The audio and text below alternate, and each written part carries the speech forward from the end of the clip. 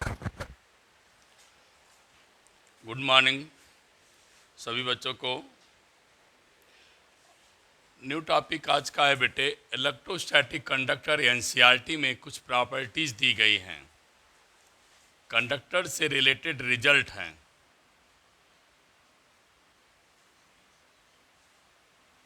वो रिजल्ट्स क्या हैं मैं लिख रहा हूँ, बुक को देख करके ही लिख रहा हूँ। पहला रिजल्ट है inside a conductor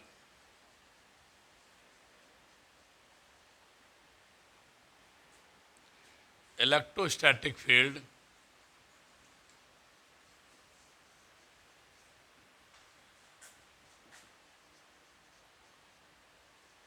is zero. इनका कहना है बेटे, inside conductor electrostatic field is zero. हम लोग इस पर छोटी छोटी बातों को डिस्कस करेंगे कैसे होता है। बेटे लिखा है electrostatic field means electric field zero inside conductor. Electric field zero है कंडक्टर के अंदर। इसका मतलब कंडक्टर के अंदर इलेक्ट्रिक फील्ड लाइंस को इंटर कराया जा रहा है, पास कराया जा रहा है। फिर सुनिए, इलेक्ट्रिक फील्ड जीरो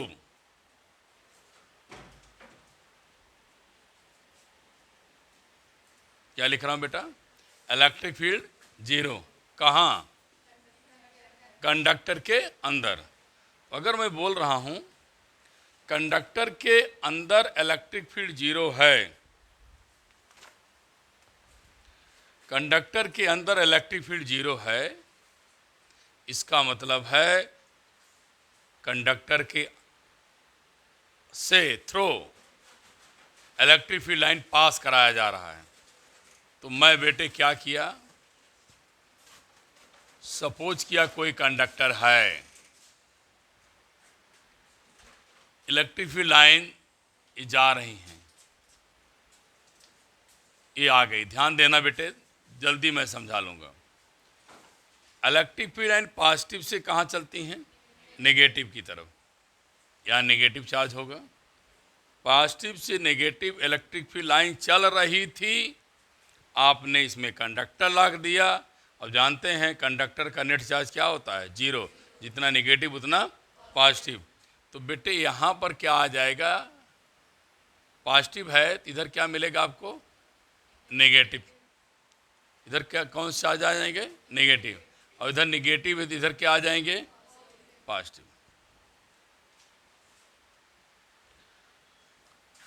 अब आप ध्यान देंगे मैं क्या बताने चाह रहा हूं। तो एक इलेक्ट्रिक फील्ड लाइंस, एक इलेक्ट्रिक फील्ड बाहर हो गई। बोलो, बाहर को क्या लिख दिया, एक्सटर्नल। और एक बेटे निगेटिव टू पॉजिटिव चल रही, कहाँ, बोलो यार, अंदर, इनसाइड। तो एक इलेक्ट्रिक फील्ड मिल गई कहाँ, बाहर की तरफ। दूसरी इलेक्ट्रिक फील्ड कहाँ मिल गई बेटे, अंदर की तरफ। तो जितनी इलेक्ट्रिक फील्ड लाइन बाहर है उतनी अंदर है। तो क्या होगा, द फ्लो ऑफ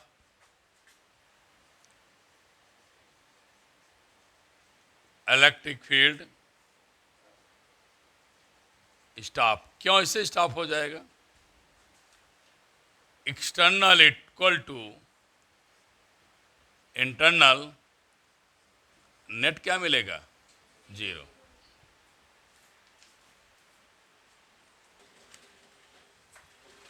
रिजल्ट दूसरा क्या है, दूसरा रिजल्ट है at the surface of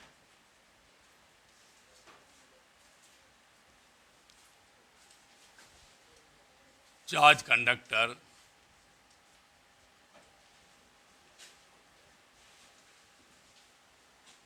electric field must be normal to surface at every point। अब है तो बेटे 6 प्रॉपर्टी, लेकिन अभी हम दूसरा पहुंचे हैं, ध्यान दें। कह रहा है बेटे at surface of charge conductor electric field lines normally होती हैं। हम लोग जानते हैं बेटे इलेक्ट्रिक फील्ड लाइन सरफेस के कैसे चलती हैं, परपेंडिकुलर होती हैं। कैसे चलती हैं? परपेंडिकुलर। अब आइए, मानो एक सरफेस ले लिया बेटे, तो पहले मान लो परपेंडिकुलर नहीं है। आपने कभी कभी क्लासों में पढ़ा है, अच्छे क्लास कंपटीशन न्यूमेरिकल्स वगैरह में, या कहीं डिस्कशन किया है। अगर आपको दिखाना है नॉर्मल, तो नॉर्मल लेके चलेंगे तब तो प्रूव नहीं होगा। ये मान लो नॉर्मल नहीं है। मान लिया electric field lines x axis से थीटा एंगल बना लिया। जैसा मैं बताया बेटे, ये नॉर्मल नहीं है। क्या बोला? ये नॉर्मल नहीं है। नॉर्मल नहीं है तो क्या करेंगे? कुछ एंगल बना लिया। ये प्रॉपर्टी पढ़ते चले आए हैं। इधर क्या मिलेगा बेटे? बोलिए। E cos. परपेंडिकुलर क्या मिलेगा? ई साइन थीटा। ध्यान दीजिए, ई थीटा एंगल बनाएगी तो क्या मिलेगा? ये क्या मिलेगा? आप कह रहे हो कि इलेक्ट्रिक फील्ड आउटसाइड क्या होती है? Perpendicular. No tangent component, horizontally कोई कंपोनेंट नहीं पाया जाता है। तो क्या लिखेंगे? वी नो दैट, बी माने हम, नो माने जानते हैं। We know that no tangent components, मतलब टेंजेंट कंपोनेंट पाया ही नहीं जाता। पाया क्या जाता बेटे? बोलबे नहीं करेंगे। नॉर्मली पाया जाता है, टेंजेंट नहीं पाया जाता है। अगर टेंजेंट कंपोनेंट नहीं पाया जाता है तो आपको ई कॉस थीटा की वैल्यू क्या दिखाना पड़ेगा? क्या दिखाना पड़ेगा? 0। भाई ये टूटा ई कॉस ई साइन में। आप अपने कॉन्सेप्ट लगा रहे सर, ये तो हो सकता है परपेंडिकुलर, लेकिन टेंजेंट नहीं पाया जाता है। E cos theta equal to 0, cos theta 0 upon E, बेटे क्या मिलेगा? 0। तो cos theta equal to cos 90 ना, कॉस हटा दो दोनों तरफ, तो थीटा इक्वल टू क्या मिलेगा? 90। थीटा इक्वल टू क्या मिला? 90। ई कैन नॉट बी 0। समझ में आया?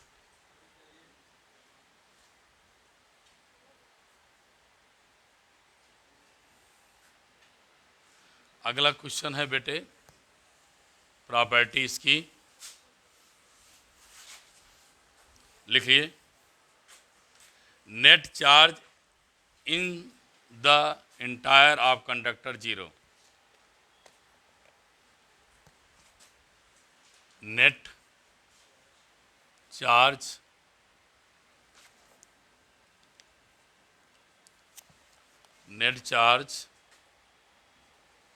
in the interior of conductor is 0। बेटे we know that Gauss theorem हमें दिखाना है कि 0 होगा। कैसे दिखाएंगे? We know that E dot ds equal to Q upon epsilon.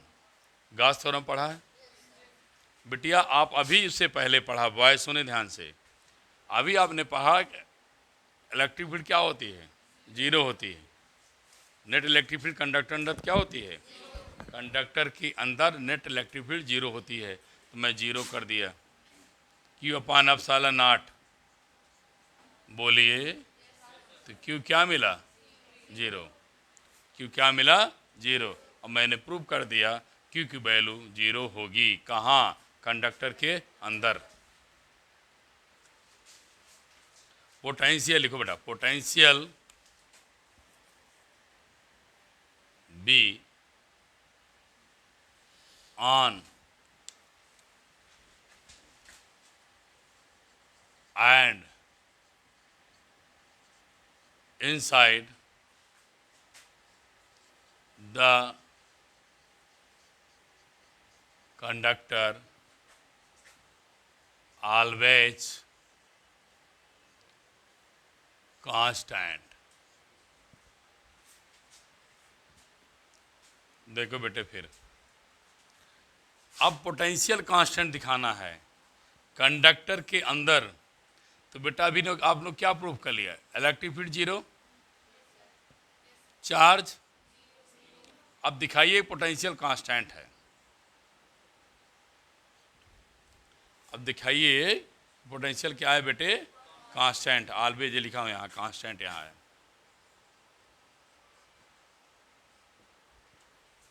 तो हम लोग पढ़ा है equal to minus d B upon d r. बोलो है। इलेक्ट्रिक फील्ड क्या मिली? माइनस डी वी अपॉन क्या? D r. निगेटिव साइन तो बताती है ना, potential decreases in the direction of electric field. तो आप इसे कोई जरूरी नहीं पॉजिटिव कर सकते हो। अब बेटे जीरो के किसी भी कांस्टेंट वैल्यू का डेरिवेटिव मैंने बताया था कि जीरो होती है। तो जीरो का सम क्या लिखा जाता है? कांस्टेंट। तो बेटे कंपेयर करें,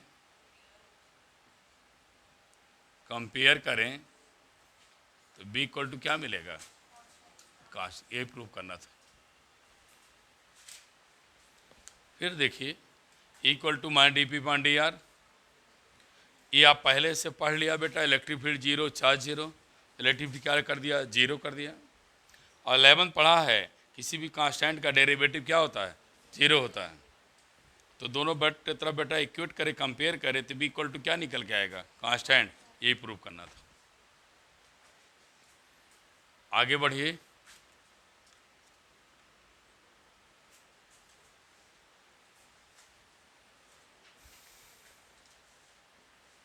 नेक्स्ट पॉइंट लें बेटा, लिखिए आगे। Electric field at surface of charge conductor, electric field always surface of charge conductor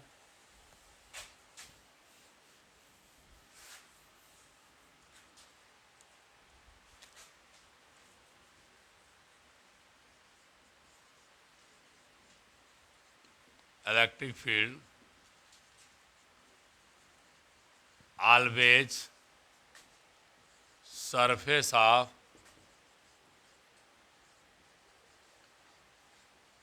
charge conductor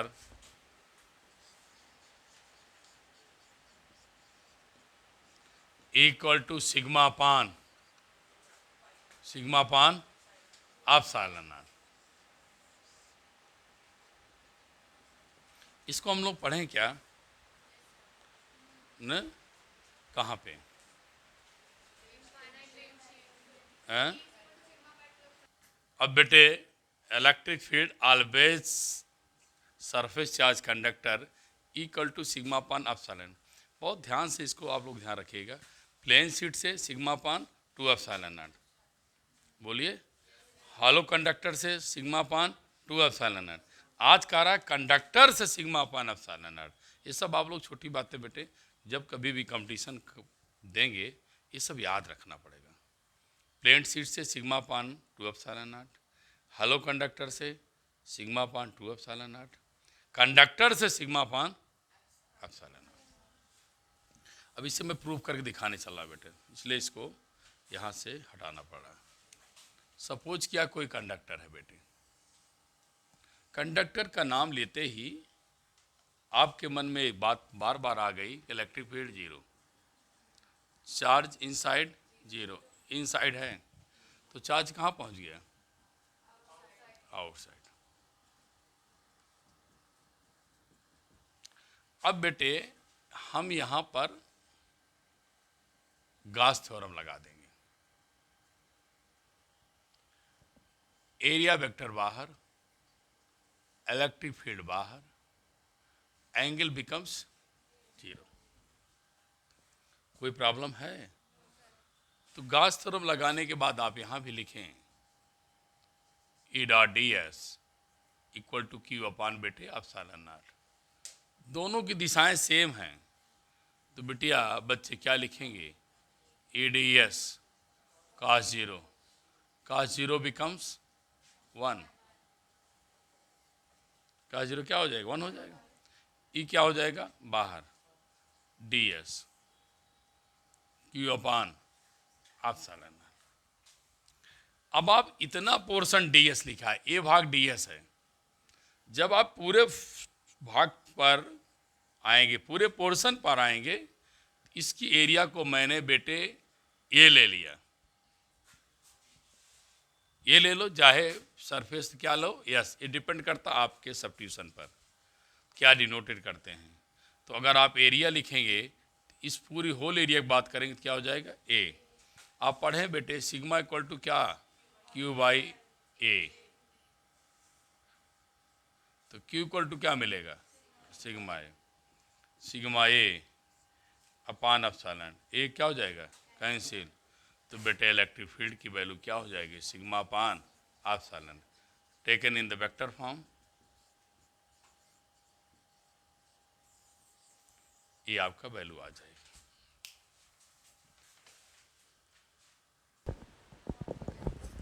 next result, last result है बेटा electrostatic shielding.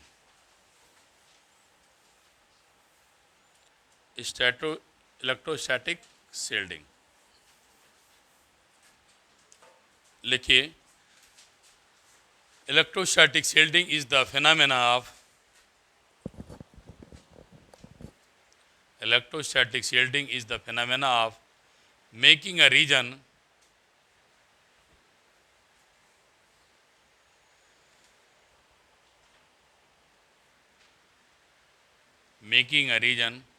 free from any field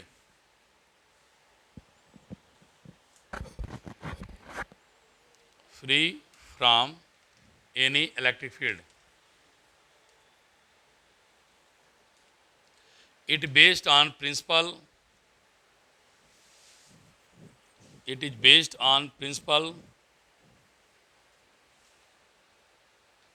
the electric field inside conductor is zero. बेटे इनका कहना है कि conductor के inside electric field क्या होती है? जीरो होती है। अगर आप कोई गॉसियन सरफेस भी बनाएं, चार्ज भी क्या होता है बेटे? बोलो, जीरो होता है ना। इनका कहना है बेटे कि अगर कंडक्टर के अंदर इलेक्ट्रिक फील्ड जीरो कैसे आएगी? अगर हमने एक गॉसियन सरफेस ले लिया और ई dot D S Q upon epsilon not लगाया और मुझे पता है बेटे चार्ज की वैल्यू क्या होती है? जीरो। तो इलेक्ट्रिक फील्ड वैल्यू क्या मिलेगी? जीरो। इसलिए कभी कभी जब इलेक्ट्रोलाइटिंग होती है, बिजली चमकती है, इलेक्ट्रोलाइटिंग होती है, उससे बचने के लिए हम लोग क्या करते हैं? एक मेटेलिक केबिन में बैठ जाते हैं, कार के दरवाज़ों को बंद कर लेते हैं, विंडोज़ को बंद कर लेते हैं, रेल गाड़ियों पर जब चलते हैं तो उसके पैंस विंडोज़ को क्लोज कर लेते हैं। क्यों? जब इलेक्ट्रोस्टैटिक शील्डिंग का मतलब होता है इलेक्ट्रोस्टैटिक